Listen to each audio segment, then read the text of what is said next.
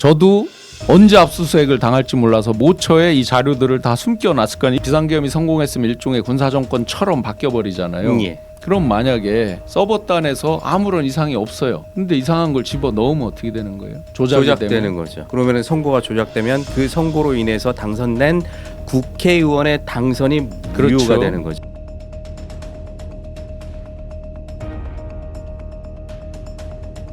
민주주의의 핵심인 선거를 관리하는 전산 시스템이 이렇게 엉터리인데 어떻게 국민들이 선거 결과를 신뢰할 수 있겠습니까? 그래서 저는 이번에 국방장관에게 선관위 전산 시스템을 점검하도록 지시한 것입니다.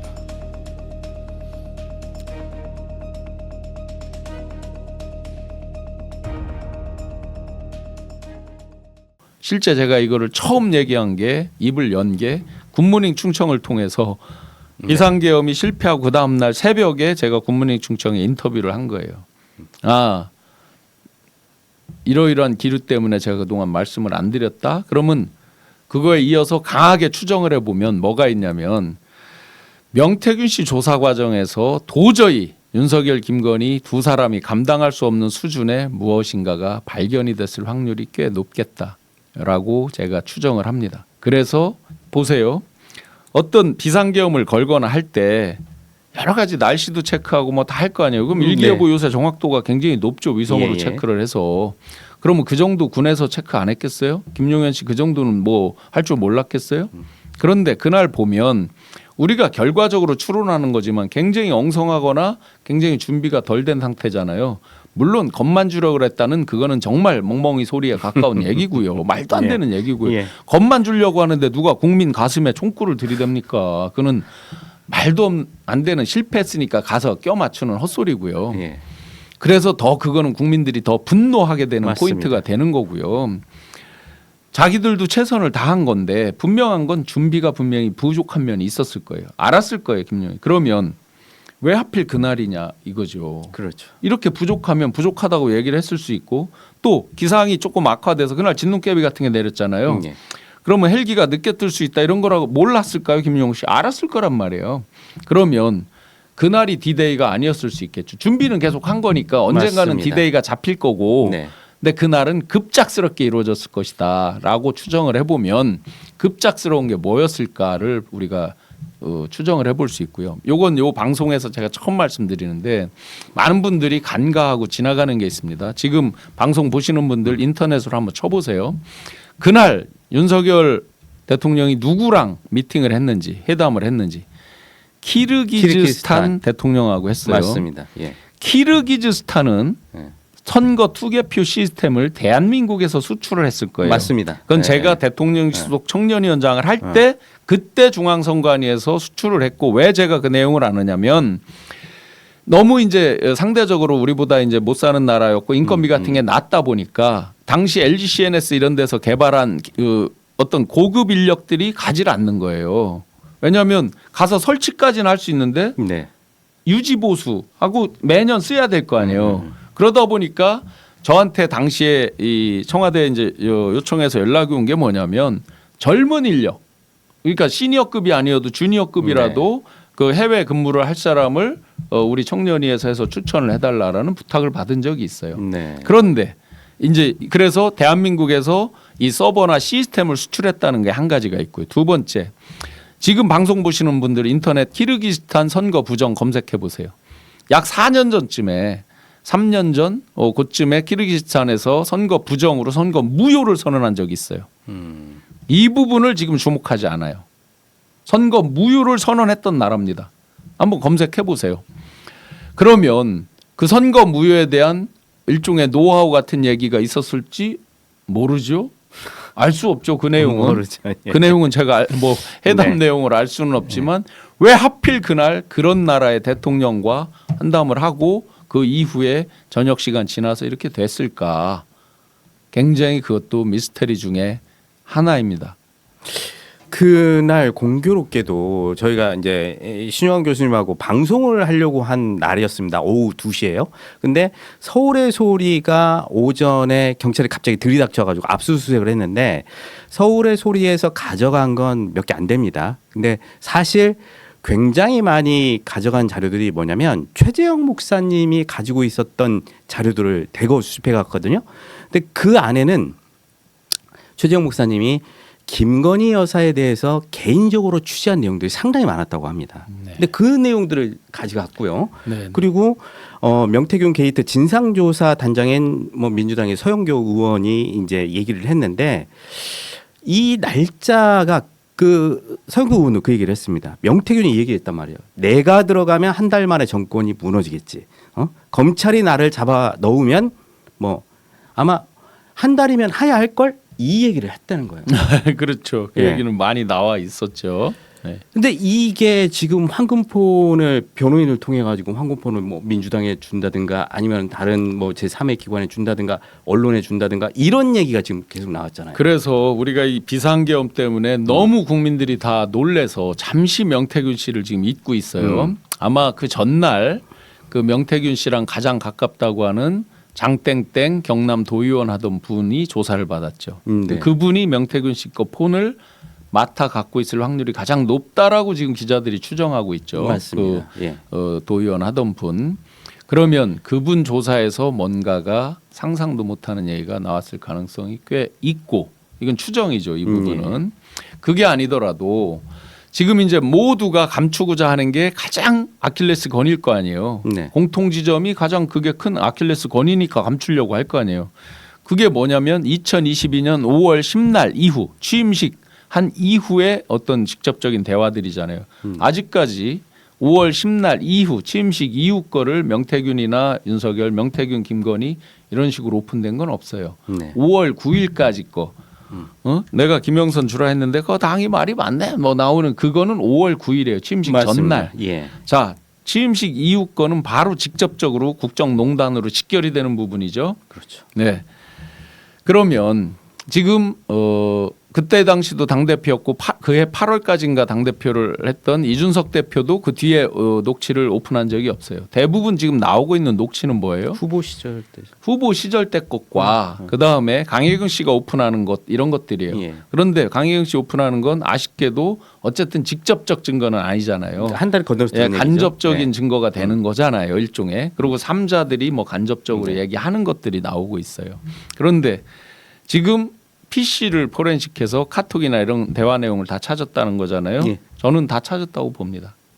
그러면 거기에 도저히 정말 그 윤석열, 김건희 두 사람이 감당하기 어려운 내용이 뭔가가 리포트된 부분이 있을 것이다. 그리고 제가 방송에서 이제 농담으로 하나 말씀드리면 처음에 검찰이 황금폰이라고 이름 붙이고 그걸 찾으려고 혈안이 됐다 막 했잖아요. 예, 그랬었죠. 제 1번 목적은 뭐일 것 같아요? 그 폰이 실제로 존재하는지 안 하는지 뭐 그 존재합니다. 얘기는- 100% 저는 한다고 확신합니다. 저도 그거는 아니, 확신합니다. 본인 입으로 내 제일 네. 센 변호사는 이 폰이다라고 말을 했는데 네. 가장 큰 변호사는 폰이다 했는데 저 기자님 같으면 그거 버리겠어요? 아니 나의 감춰놓으면 목숨을 감춰놨지. 아마 복사본도 USB에 수두룩하게 만들어놨을 거예요. 그랬겠죠. 뭐 네. 땅에 묻었든 누구한테 맡겼든 그건 100% 존재하고 제가 농담도 했었죠. 그 명태균 씨가 페이스북 뭐 감옥에 있으니까 못 없앴을 테니까 그 페북에 보면 불상이 있습니다. 이 반가부자 튼 불상이 있어요. 네.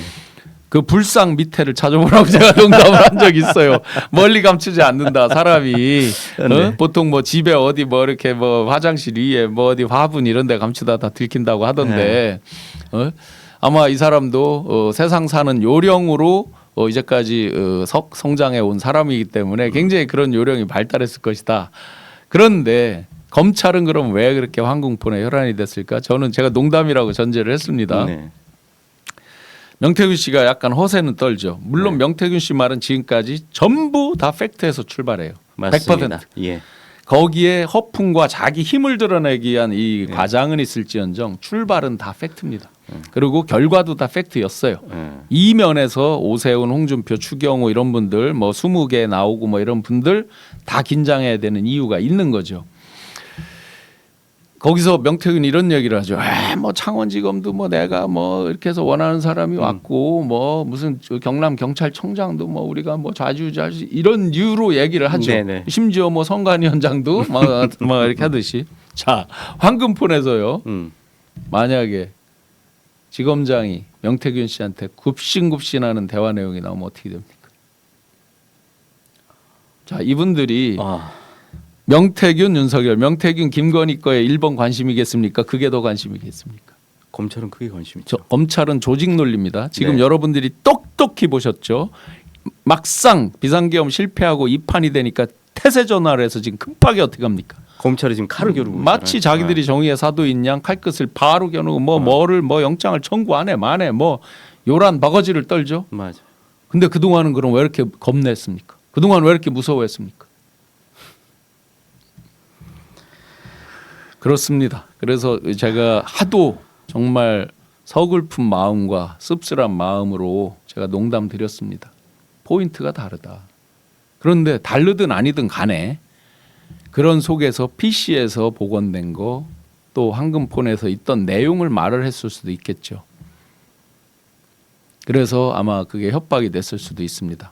이 대목에서 우리가 정말 명태균이라는 사람 물론 시정잡배같이 돼버렸죠. 본인 스스로. 왜?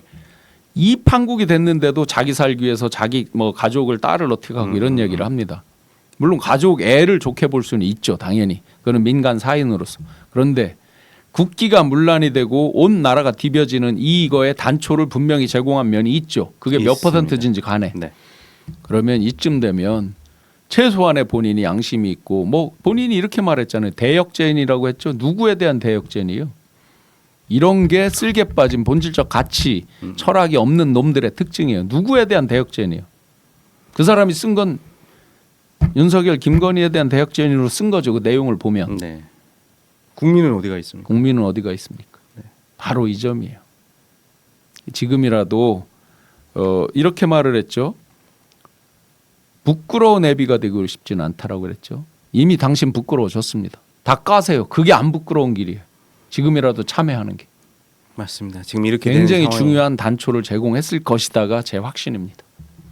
그 명태균의 그 황금폰 안에 들어있던 중요한 내용들이 사실로 드러나면 네. 이제 많은 것들이 이제 완전히 수면 위로 드러나게 되겠죠. 그러니까 제가 또 농담드리면 이런 게 아니라면 정말 경천동지할 어떤 자기들도 감당 불가할 수준의 뭐가 있으니까 큐 사인을 예를 들어서 내일 모레 하려고 했다가 네. 뭐 급하게 했다든지 사실은 이거를 제대로 하려면 어느 날 해야 되는 거예요. 날짜를 요일을.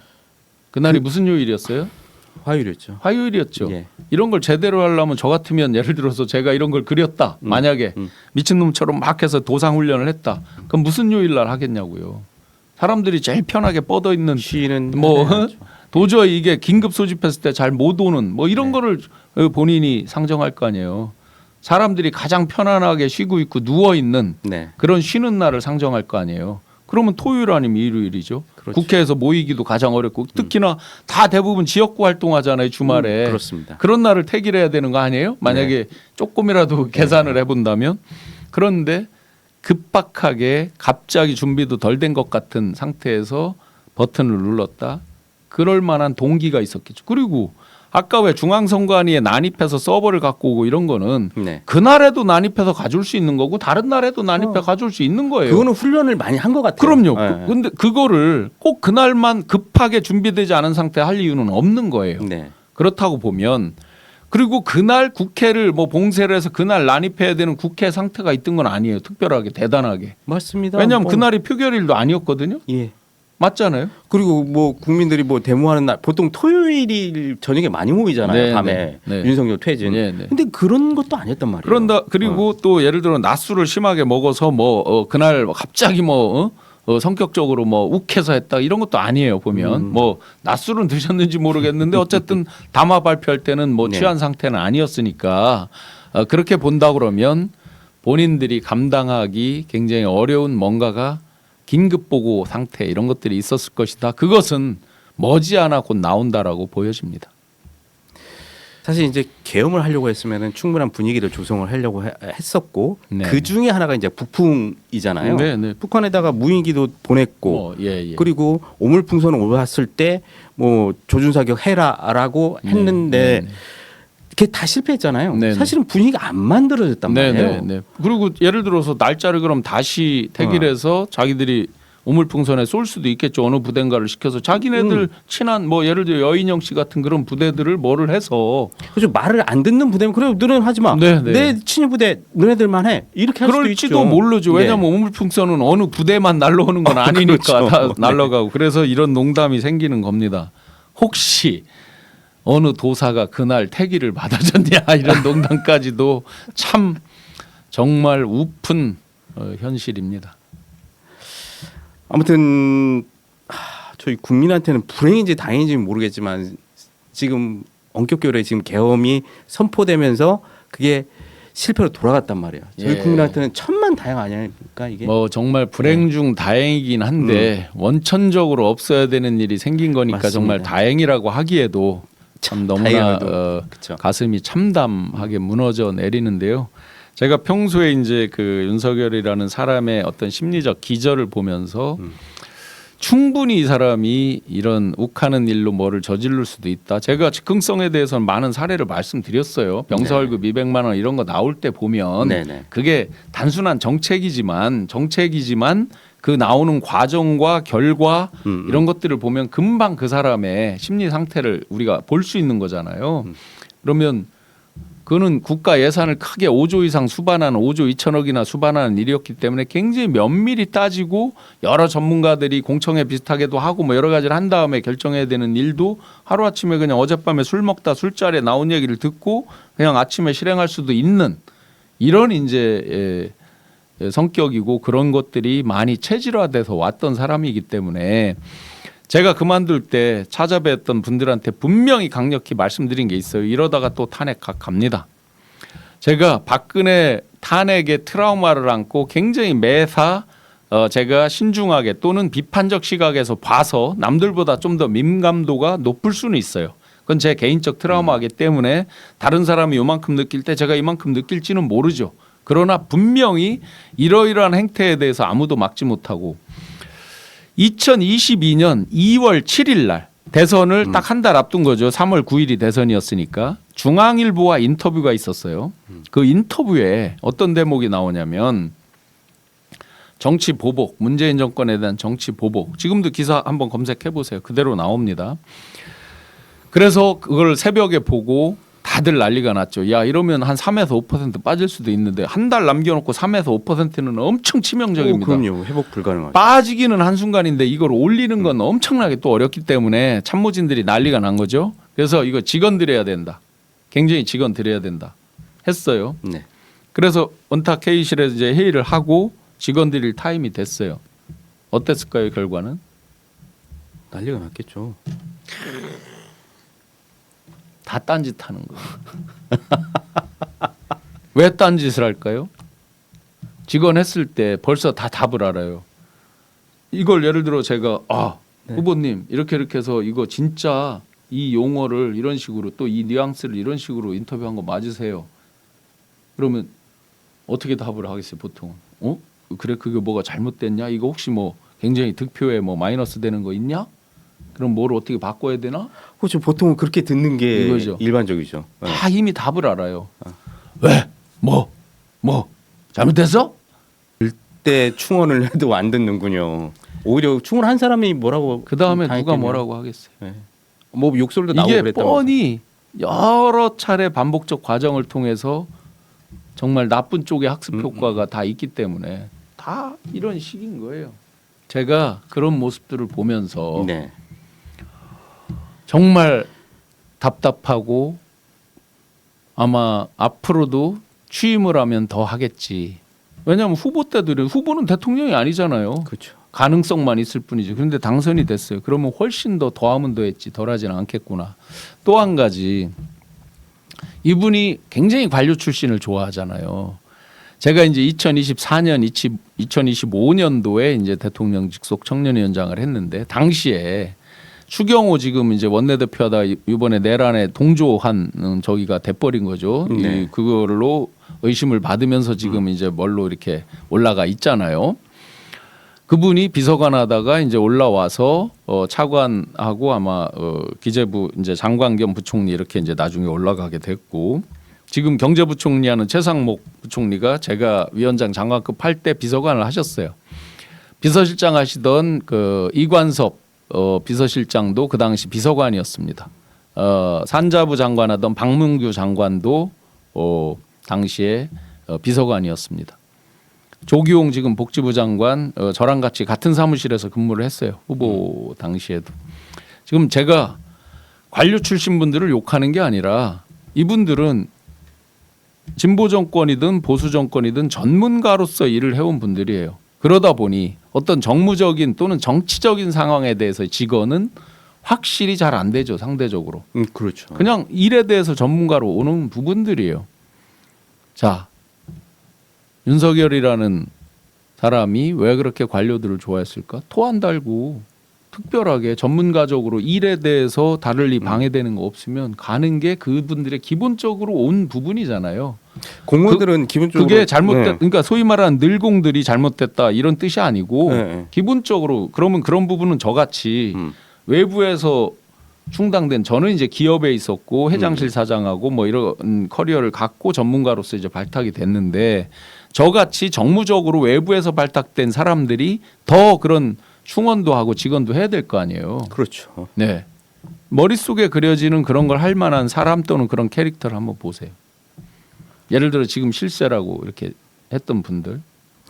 뭐 충암구 라인 그분들은 뭐 선후배지간이니까 절대 그런 얘기 못하는 분들이고 김용현 장군에 대해서 제가 같이 회의를 해본 적이 있습니다. 당연히 당시에 뭐 김용우 육군 참모총장 또 전진구 해병대 사령관 이런 분들 같이 이렇게 회의하고 하는데 배석해서 또 보고 한 적이 있습니다. 네.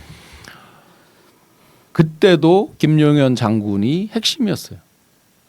굉장히 다변이에요. 달변이고 예. 어눌한 듯하지만 그렇지 않아요. 물론 아마 이제 군인이었고 어떤 인간적으로 어깨 두드려주고 뭐 사나이다운 면 이런 거 좀 있었을 거예요. 네. 실제로 이제 저한테도 어깨를 두드려 준 적도 있어요. 예. 그렇지만 그 이면에 3스타 출신이든 퍼스타 출신이든 다 그 사람한테 어쨌든 힘이 몰려 있던 거. 네. 그런 단면만 봐도 여러 가지 정말 지금의 이 사태의 단초들을 우리가 알 수가 있고 특히나 지금의 이제 여당 국민의힘에서 왜 이렇게 어버버버 헤맬까? 여기서 이제 본질적인 부분을 말씀드리지 않을 수가 없어요. 보수의 근본 가치 철학 우리가 온 국민이 대표적으로 알고 있는 거 노블리스 오블리제 국민에 대한 무한 책임 국가에 대한 충성 국가의 지속성 또 경제적인 안정 번영 뭐 쭉 여러 가지 그들이 그동안 강조하고 자기들 자랑거리처럼 내세웠던 거 있잖아요. 네. 지금 이 순간에 노블리스 오블리제 어디 갔어요? 자, 탄핵 소추안 할 때 알아봤습니다. 예. 그렇죠. 본질, 철학, 가치가 없어요. 그러면 뭐만 남아요? 눈에 보이는 현상만 남죠. 네. 현상의 정점에는 뭐가 있습니까? 자리가 있죠. 대통령이라고는 자리만 있는 거예요. 그러다 보니까 이 썩어 빠진 사람들이 지금 이 순간에도 그 대통령에 대한 자리에 대한 몽상에서 깨어나지 못합니다. 그러다 보니 정말 어떤 썩어 빠진 국회의원이 얘기했는지 제가 그건 이름은 기억 안 나는데 엊그제 이런 걸 얘기를 했죠. 지금 여기서 탄핵이 통과되면 우리 20년 동안 집권 못한다. 이따위 소리를 했죠. 지금 내란죄 수개가 버티고 있고 이런 상황에서 어떻게 그런 소리를 대한민국의 대표인 국민의 대표인 국회의원이라는 사람이 그런 소리를 합니까? 바로 이 점이 자리만 남아 있는 거예요. 이들의 마음속에는 오로지 자리 아직도 자기네가 대권을 차지할 수 있다는 한 번이라도 여론조사에 순위에 들어간 사람은 다 똑같습니다. 그러니까 윤상현 의원 같은 그런 얘기가 나오는 겁니다. 그래서 지금이라도 이들이 본질적으로 이 1층에 떨어진 정도가 아니라 지하 밑바닥에 떨어져서 정말 쌔바닥을 손톱이 다 닳도록 긁어가면서 자기 가죽을 다 스스로 벗기는 혁신이라는 게 가죽을 벗긴다는 뜻 아니에요? 맞습니다. 하고 쓸개를 씹어 먹으면서 대국민 석고 대제를 하고 우리는 정말 패족입니다라는 선언을 하고 다시 와싱상담 체질을 개선하고 정말 국민들의 흡족하게 아래로부터 위로 섬기는 리더십 이런 것들을 훈련을 하고 올라오지 않는 한 저 미몽에서 깨어나오지도 못하면서 계속 줄서기 문화로 계속 가면서 여전히 탄핵에 대해서 대부분 반대한다. 그게 자기들이 정말 골로 가서 그게 진짜 20년 집권을 못하는 길인 줄도 모르고 탄핵의 트라우마요? 웃기는 소리 하지 말라고 그러세요. 왜곡된 트라우마라고 제가 표현합니다. 네. 유승민 트라우마요? 아니 뒤집어서요. 유승민 의원 말대로 했으면 이 꼴이 됐겠어요? 박근혜 맞습니다. 대통령 탄핵도 이 꼴이 됐겠어요? 네. 그다음에 지금 이 꼴이 됐겠어요? 그런데 무슨 놈의 유승민 트라우마를 거론합니까? 자기들의 왜곡된 트라우마죠. 정상적인 트라우마도 아니죠. 결론적으로 정말 좌우 양날개가 균형을 맞춰서 날아가야 되는 대한민국 현실인데 그렇게 갈등이 많은 대한민국인데 한 날개는 휘어진 게 아니라 스스로들 완전히 꺾어졌고 부러졌습니다. 그게 꺾어지고 부러진 줄도 모르고 지금 이 순간에도 미몽 속에서 어떻게든지 시간 끌고 시간 벌어서 자기들이 대통령이 돼야 되겠다. 그 자리만 남아있는 집단들 그렇기 때문에 반드시 탄핵을 시켜야 된다라고 생각합니다. 뭐 저희가 이제 진보만 얘기하는 것이 아니라 이제 보수 필요하거든요. 아, 새가 그럼요. 날기 위해서는 오른쪽 왼쪽 날개 다 있어야 그럼요. 되는 거 아닙니까? 네.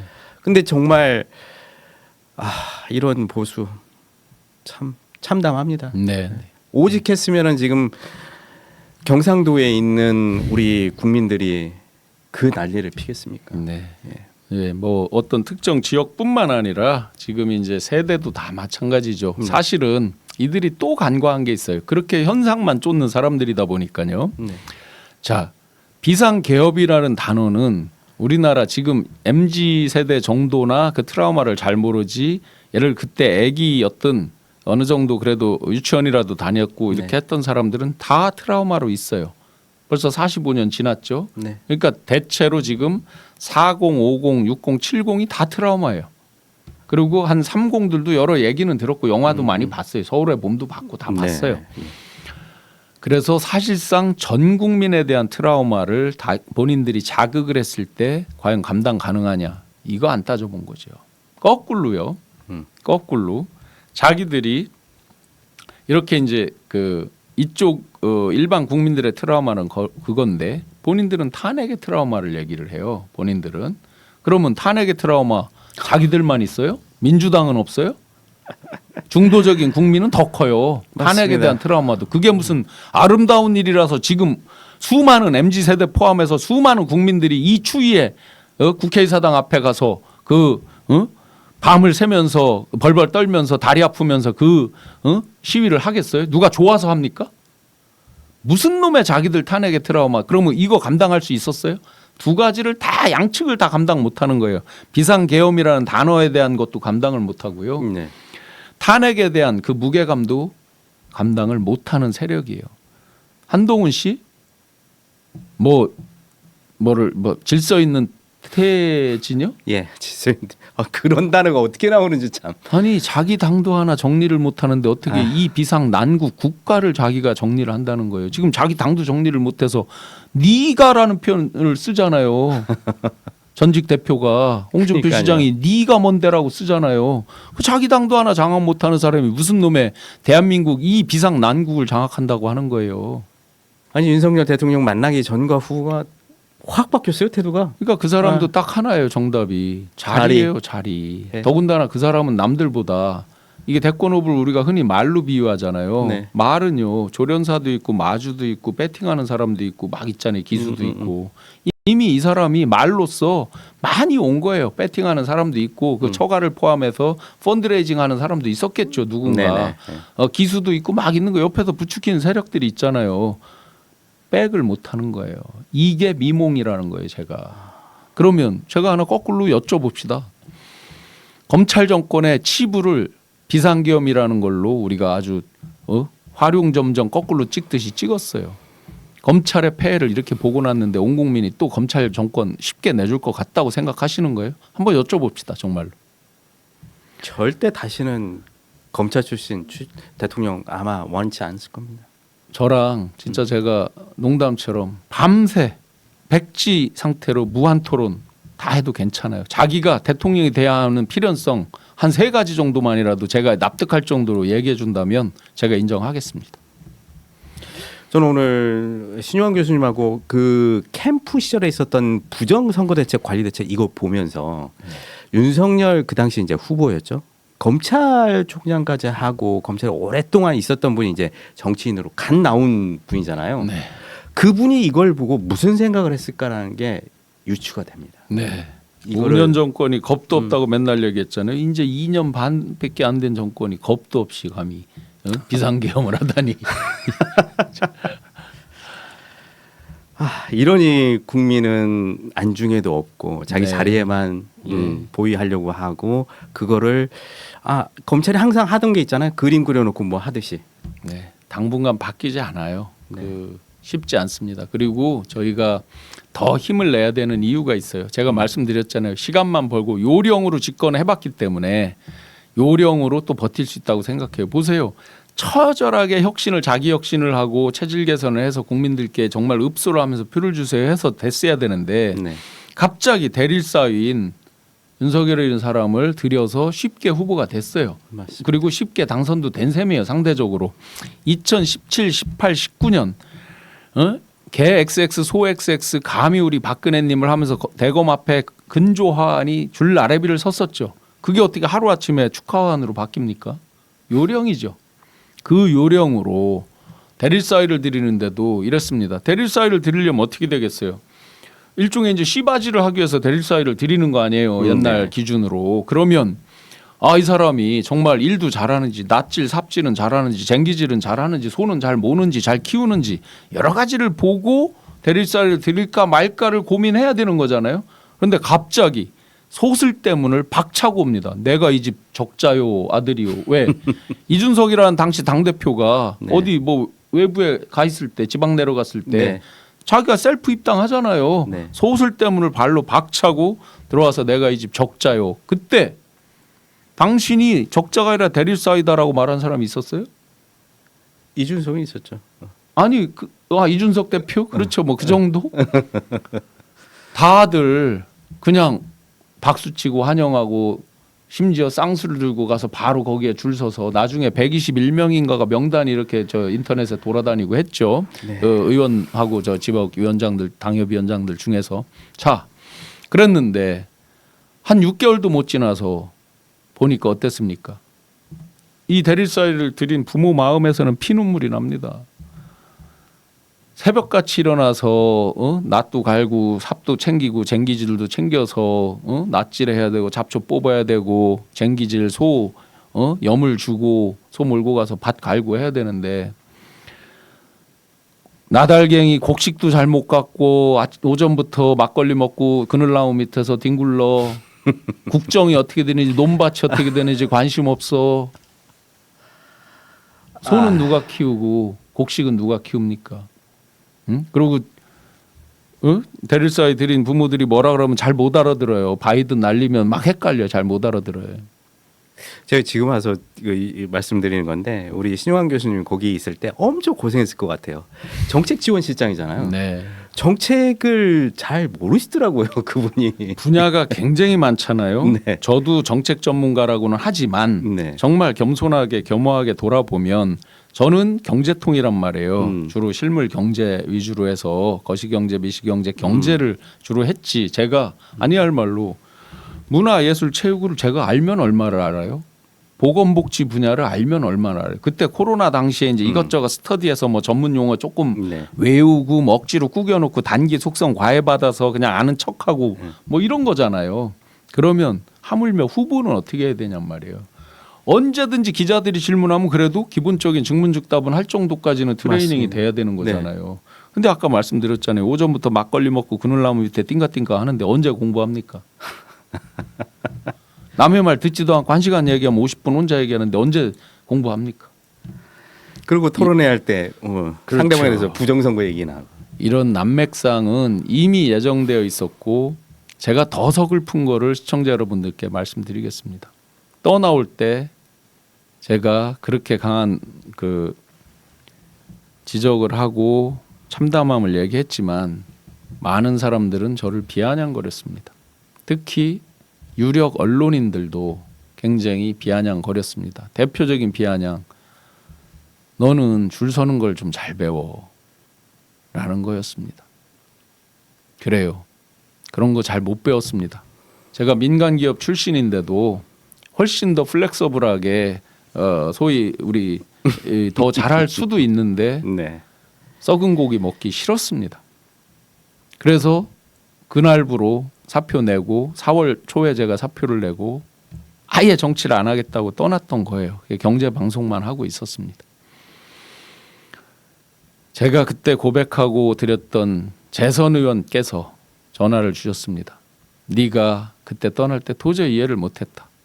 그런데 지금 와서 보니 네가 그때 떠날 때 걱정했던 것보다 훨씬 큰 폭으로 훨씬 빠르게 무너지는 걸 보고 정말 참담하고 부끄럽다. 이런 참담하고 부끄러운 대한민국에 저도 물론 원죄가 있죠. 거기에 부역했다라고 해도 할 말이 없습니다. 다만 정말 참회하는 마음으로 더 이상 대한민국 이런 최고 지도자라는 사람들이, 위정자라는 사람들이 더 이상 국민 앞에 또 역사 앞에 양심 앞에 부끄럽지 않기를 바라는 마음으로 저도 결자해지의 마음으로 하루하루 저는 제가 뭐 폭로라는 단어 좋아하지도 않고 억지로 뭐를 공개하는 거 뭐가 그렇게 그런 사람들 인생이 좋습니까? 전혀 제가 폭로왕이 될 이유도 없고 그러고 싶은 마음도 없습니다만 역사 홈페이지에서 그 단면을 볼 때마다 정말 저도 우라통이 터지고 정말 참담하고 더 이상 내 스스로 참담하고 싶지 않다. 손바닥으로 하늘을 가리는 것도 다 한계가 있을 것이다. 라는 마음으로 결자해제의 마음으로 시청자 여러분과 함께 바꿔나가도록 계속해서 노력하겠습니다. 네.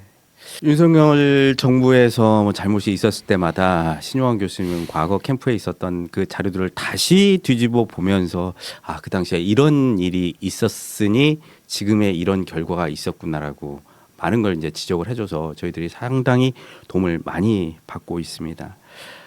저희 다시 되짚어 보면 사실 그때 준비되지 않은 대통령이었죠. 그런데 그 상황이 지금 우리를 이렇게 대한민국을 처참하게 지금 이끌고 있습니다.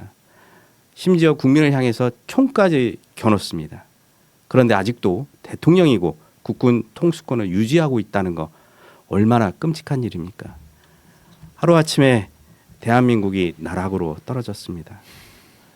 그걸 또 유지하고 있는 국민의힘은 또 뭔지 꾸준히 오늘 신영환 교수님과 얘기를 했지만 그들은 정말 상식도 없고 역사적인 책임감도 없고 그런 존재들인 것 같습니다.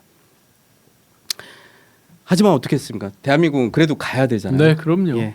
역사의 진보, 역사의 전진을 믿습니다. 네. 하루빨리 바람직한 대한민국의 미래를 만들기 위해서 그들을 멈춰야 되겠습니다. 국민 여러분도 많이 도와주시고요. 저희들도 앞장서겠습니다. 교수님 오늘 많은 말씀, 진짜 좋은 말씀 해주셨는데요. 네, 예, 더 노력하겠습니다. 네. 한마디 정리 한번 해주시죠. 네, 정말 제가 그 조지 오웰의 동물농장 이야기를 몇 번 드렸습니다. 1945년에 출간된 책인데 마지막 그 인간을 몰아내고 왕이 된 나폴레옹 왕돼지가 동물 7계명을 바꾸면서 마지막 대목에 모든 동물은 다 평등하다. 하지만 어떤 동물은 더 평등하다. 라는 대목으로 모든 걸 초토화시켰습니다. 그리고 나서 그에 대해서 항의하고 시위하고 하는 국민들, 그 말이죠. 소크라테스인가요? 이름이. 그 말을 앰뷸런스 실어서 병원 보낸다고 보내죠. 곧 도살장으로 보낸 겁니다. 그리고 나서 마지막 장면이 인간들과 함께 와인을 마시면서 포카를 치는 장면으로 조지 오웰의 동물농장이 끝을 맺습니다. 자, 지금의 대한민국 여러분들 보시기 어떻습니까? 앰뷸런스에 태워서 지금 정말 골병 들고 경제에 신음하는 국민들 병원 보낸다고 하고 다 도살장으로 보내는 격 아닙니까? 국민의 가슴에 총구를 겨누고 이런 때에 분연히 일어나지 않는 양심은 살아있지 않은 양심이라고 저는 확신합니다. 저부터 더 분골쇄신, 더 열심히 가열차게 싸워 나가겠습니다. 네. 그 대한민국은 앞서 나가야 됩니다. 그리고 멈추지 않아야 됩니다. 예, 저희들도 열심히 노력하겠고 대한민국의 바른 길로 가기 위해서 뛰도록 하겠습니다. 시청자 여러분, 저희는 다음 시간에 또 뵙도록 하겠습니다. 고맙습니다. 네, 고맙습니다.